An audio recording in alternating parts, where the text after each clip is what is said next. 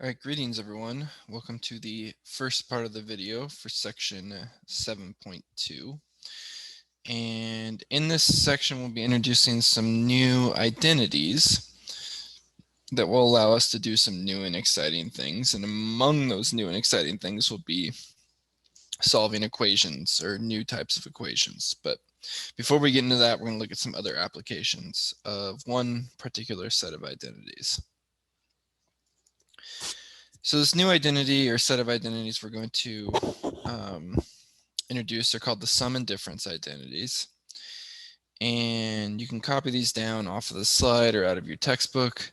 Note that these are not ones that you're necessarily expected to have memorized. So these aren't like the identities for cosecant, secant, and tangent and cotangent, or the Pythagorean identity that we should be able to recall right off the top of our heads. But you are going to want to be familiar with them and how they work. And notice if you look at kind of the setup here, one way to think about these is that if we have the sine, the sine or the cosine of an angle that can be rewritten as the sum or difference of two angles, well, then we can rewrite that as some products and sums of the sines and cosines of those two angles. And as I mentioned, one of the things that this can be useful for is helping us to solve equations. But it can also be helpful for something like this, where we want to find exact values for the sine or cosine of an angle that does not lie on the unit circle. Okay, so let's look at that first one there. So we have sine of 75 degrees. Now, as you notice in the instructions there, we're going to find the exact value of that, so we're not going to use our calculators. And however, we are going to have to use some values off of the unit circle. So here's what we want to do. So we first want to find two angles that come off the unit circle that we can either add or subtract to give us 75 degrees. And if you think about it, hopefully two angles that come to mind are 45 and 30. And so note that we can rewrite this as the sine of 30 degrees plus 45 degrees. Okay, because 30 degrees plus 45 degrees gives us 75 degrees. Now, that's not the only option for what you could have done here. I could have also written this as the sine of 135 degrees minus 60 degrees. Because notice that 135 minus 60 gives us 75. And actually working through the problem that way would give me the same answer as what I'll get doing it this way. But we're going to continue on with what I've started with here. Okay, so now we want to take a look at that list of identities that was on the previous slide. And notice that here, we've rewritten this as the sine of something plus something. So we can think of this as being that form sine of alpha plus beta. And if you look again at the identity, it tells us that for this form, we can rewrite this as the sine of 30 degrees times the cosine of 45 degrees plus cosine of 45 degrees times the sine of 30 degrees. Okay, so we end up with something like that. Again, using that identity because it told us that sine of alpha plus beta is equal to sine of alpha times cosine of beta plus cosine of alpha times sine of beta. Okay, and now we have all of this in terms of stuff we can get off the unit circle, right? So we know that the sine of 30 degrees is 1/2 times the cosine of 45 degrees, well, that's root 2 over 2, plus cosine of 45 degrees, that's also root 2 over 2, times, crap, Cody, you did this wrong. I apologize, everybody. This should not be 45. This should be,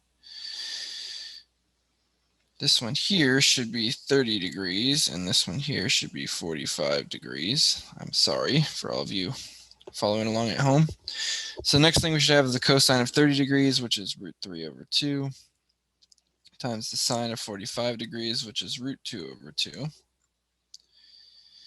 And we can do some more simplifying with this. So we have fractions being multiplied in each term. And we know with fractions we multiply straight across. So if we do that on the first one here, do 1 times root 2 and 2 times 2.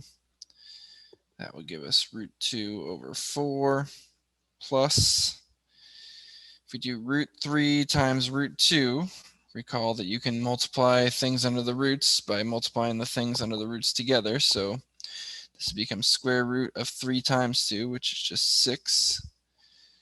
Then multiplying the denominators will again give us 4.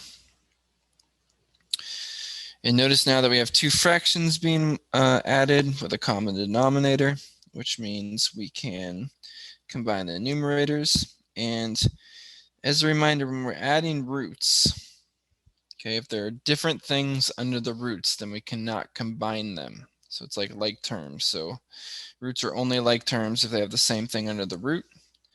So the top there will just be root 2 plus root 6 all over 4.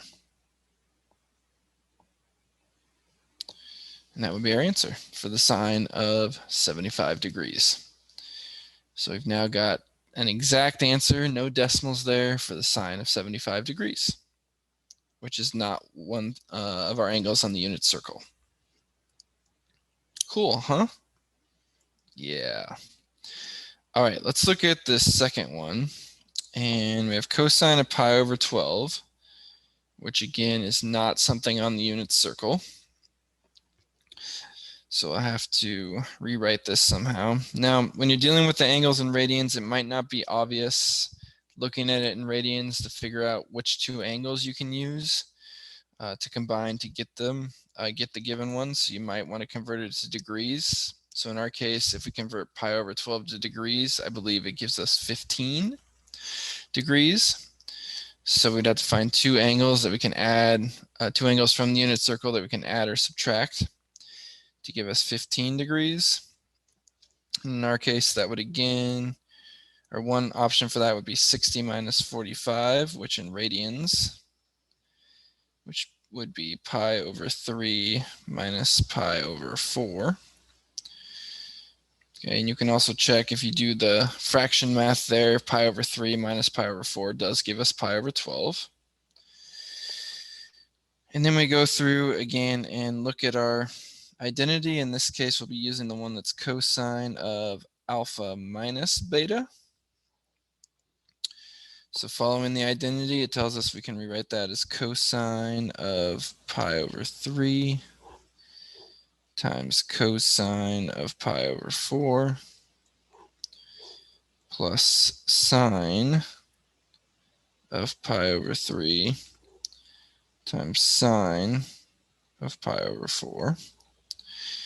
And now we've got it written again in terms of things from the unit circle. So we can go through and plug in our values for that. So cosine pi over 3, that'll be 1/2. Cosine of pi over 4 is root 2 over 2. Sine of pi over 3, that would be root 3 over 2. Sine of pi over 4, that'll give us root 2 over 2. And again, we have two terms being added that involve fractions being multiplied, so we can multiply our fractions. So the 1/2 times root 2 over 2 will give us root 2 over 4. Root 3 over 2 times root 2 over 2 gives us root 6 over 4 again.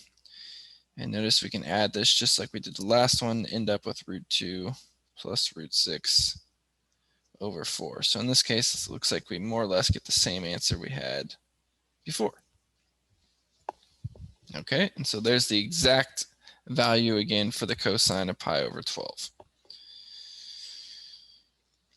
All right, one more thing about this is when you're doing these problems and finding, again, sines and cosines of angles not on the unit circle, and finding the exact values of those, you're probably going to see lots of root 2s and root 6s and maybe even some root 3s in your answers. And you can imagine that's because you're going to be multiplying lots of 1/2 by root 2s over 2s or root 3s over 2s. And so those things will end up with a lot of the same numbers. Okay, that's it for now. Thank you for watching.